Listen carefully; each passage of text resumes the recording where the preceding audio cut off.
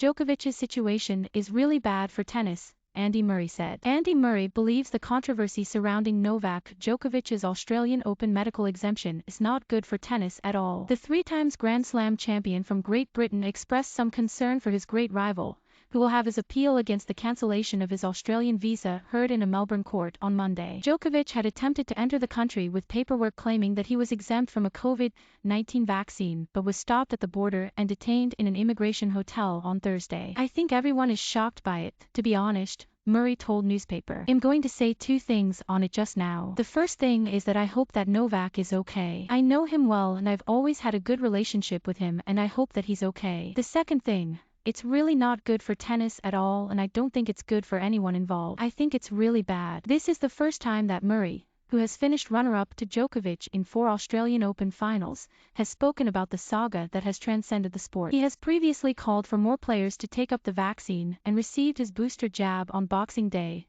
shortly before flying out to Melbourne for the start of the new season. What I would like to do right now is just wait for all of the facts to come out about what's happened, because every day something new is coming out and we're hearing new information all the time, Murray said. Wait and hear exactly what the situation is before commenting on it further, because again I don't think it's fair, because some of it is speculation. Some stuff has come out that really doesn't look good either. I want to hear all the facts first before giving all of my thoughts on it. Asked if he had made contact with Djokovic, Murray replied, I haven't spoken to him, but I know the ATP have tried to be in communication and contact with him. Djokovic's legal challenge to his immigration detention will proceed as planned on Monday, after a judge rejected a move by the Australian government to delay it. Australia's Home Affairs Minister, Karen Andrews, applied for the virtual hearing to be postponed until Wednesday to give government lawyers more time to prepare their case justifying the world number one's confinement since Thursday. The Melbourne judge Anthony Kelly refused the request. On Sunday evening, Craig Tiley, the Tennis Australia chief and director of the Australian Open,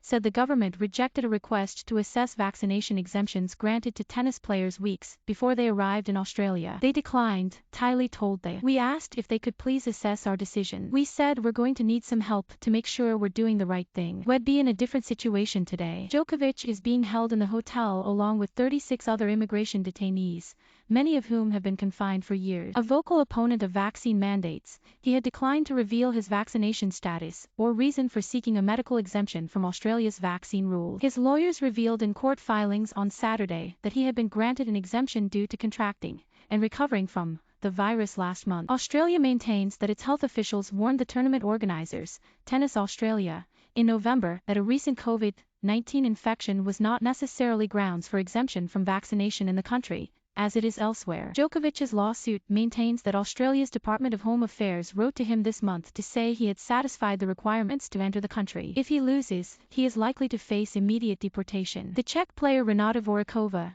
who was held in the same detention hotel as Djokovic and had her visa revoked over issues with her vaccine exemption, has left the country without challenging her status, the Czech Foreign Ministry said at the weekend. Ana Brnabić, the Serbian Prime Minister, said on Saturday that Djokovic had been supplied gluten-free food, exercise equipment and a SIM card to stay in contact with the outside world. The 34-year-old had earlier complained that his food and exercise essentials were being withheld. It's a positive tone from the Australian side, Brnabić said. The Serbian government is ready to provide all the guarantees necessary for Novak to be allowed to enter Australia. The Serbian president is also involved. Anti-vaccine protesters, refugee advocates and Djokovic fans have converged outside the Melbourne building, which is under police guard. The detention of Novak Djokovic has shown a global spotlight on the Park Hotel prison, but for the 36 refugees detained there indefinitely, it's not a game, David Glanz, a spokesman for advocacy group Refugee Action Collective, said in a statement, as a protest began on Sunday. Murray is preparing for his final warm-up tournament before the start of next week's Australian Open. He has been drawn against a qualifier in the first round of the Sydney Classic on Tuesday,